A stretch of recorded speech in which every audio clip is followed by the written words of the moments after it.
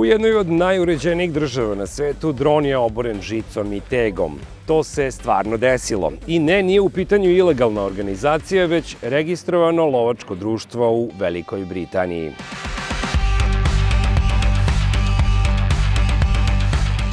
Dugogodišnja borba aktivista za prava životinja u Velikoj Britaniji i lovaca na lisice sada se preselila i na nebo. Zamislite mirno britansko selo. Rano jutro, magla se još zadržava iznad polja. Konji su spremni, psi nestrpljivo čekaju, a negde u daljini čuje se zujanje drona. Nekoliko trenutaka kasnije zujanje još jednog. I tu počinje nešto što sve više liči na pravi mali vazdušni rat.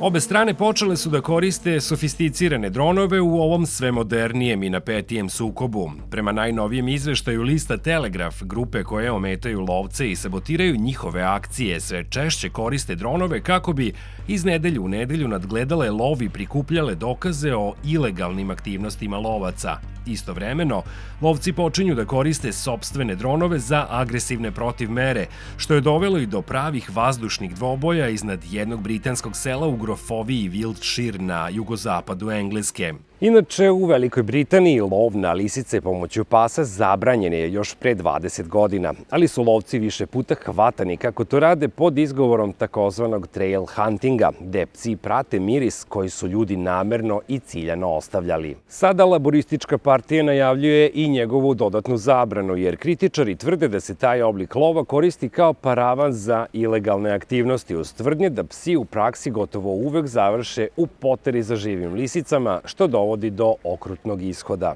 S druge strane, iz lovačkog društva u blizini Salisburya poručuju da je lov društvena kičma poljoprivredne zajednice, naročito u najmračnijim zimskim mesecima, i procenjuju da bi takva zabrana bila pogubna za ruralna mesta, jer je lov nešto što povezuje ljude sa sela i okuplja ih u najtežem periodu godine, kada se svi retko viđaju. Po njihovom mišljenju, lov je sport koji povezuje ljude. Za profesionalce i entuzijaste u svetu dronova taj sukob predstavlja ne svakidašnju, ali ni malo bezazlenu primjenu tehnologije dronova. Bespilotne letelice se u ovom slučaju koriste za nadzor, kontranadzor, pa čak i za direktne sukobe u vazduhu, pomerajući granice civilne upotrebe i otvarajući složena pravna, ali i etička pitanja za lokalne vlasti i dron operatere. Dronovi koji se u ovom neobičnom ratu koriste nisu obične igračke za rekreaciju. Grupe koje sabotiraju lov ulažu novac u ozbiljnu opremu kako bi stekle prednost. Neki od dronova koštaju preko 3000 evra, opremljeni su dobrim kamerama i mogu da lete brzinom do 80 km na čas. Zanimljivo je da članovi tih grupa prolaze i posebne obuke kako bi dobili dozvole Britanske uprave za civilno vazduhoplovstvo, CAA. Paralelno sa obukama organizuju se i akcije prikupljanja novca za još naprednije letelice sa jačim kamerama, boljim zoomom, ali i dužim letom, odnosno trajanjem baterije da bi mogle da pokriju velike udaljenosti i prate lov u zabačenim, nepristupačnim predelima. S druge strane, i lovci proširuju svoju flotu i dodatno opremaju dronove.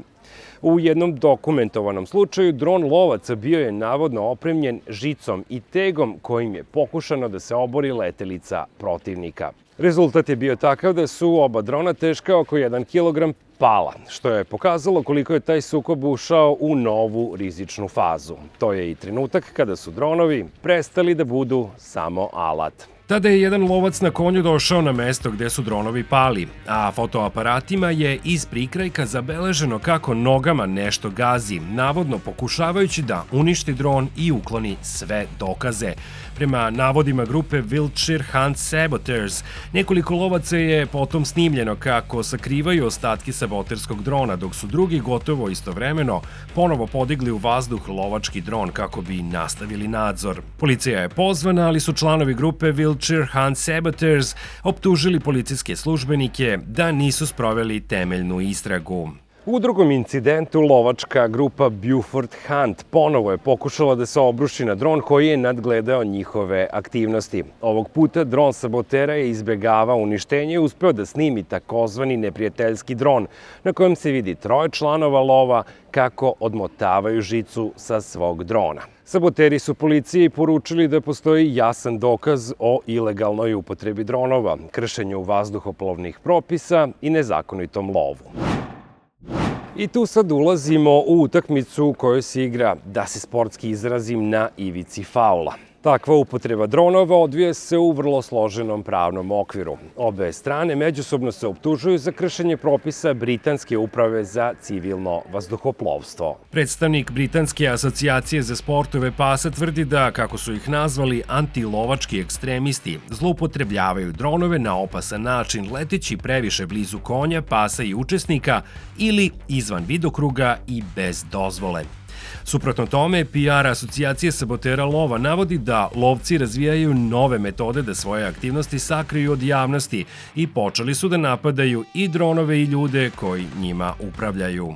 Britanska uprava za civilno vazduhoplovstvo jasno ističe da opasno ili ilegalno letenje može dovesti do krivičnog gonjenja, a ugrožavanje letelice nosi kaznu i do 5 godina zatvora. Osim toga, postoje posebni zakoni o zaštiti divljih životinja. Nacionalna jedinica za borbu protiv kriminala nad divljim životinjama upozorava da uznemiravanje zaštićenih vrsta dronom može doneti kaznu do 5.730 evra i 6 meseci zatvora. Budući da se takvi dvoboji odvijaju direktno iznad prostora gde se nalaze životinje, obe strane ulaze u ozbiljan pravni rizik.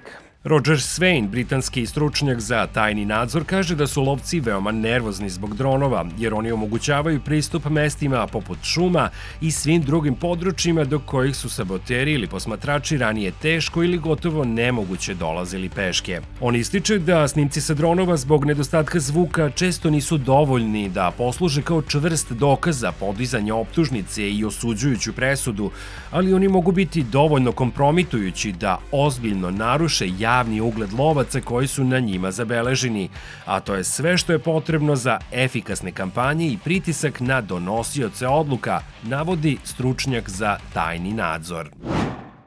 Taj rastući rat dronovima iznad britanskih sela, kada ga pratite sa strane, deluje neobično, ali to je zabrinjavajući primer dvostruke primene tehnologije bespilotnih letelica. Dok jedni koriste dronove kao oblik građanskog aktivizma i nadzora šta se radi u okvirima zakona, drugi pribegavaju taktikama koje su do sada bile rezervisane uglavnom za vojsku i bezbednosne službe. Sukob je zapravo nešto što stavlja celu industriju dronova pred jedan veliki izazov.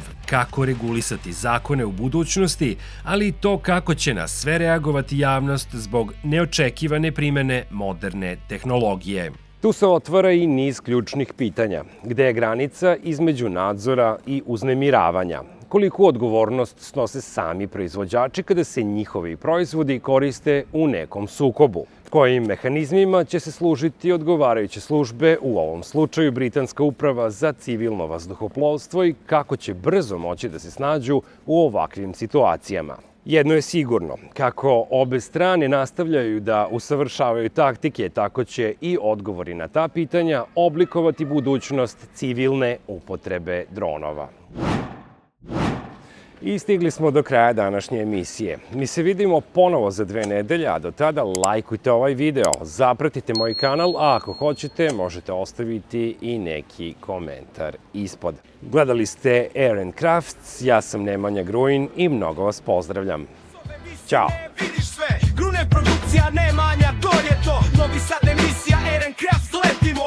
Svi znaju ime iz grada do grada, ovde smo. Spusti beat, oseti rime, to je hip hop, East Coast.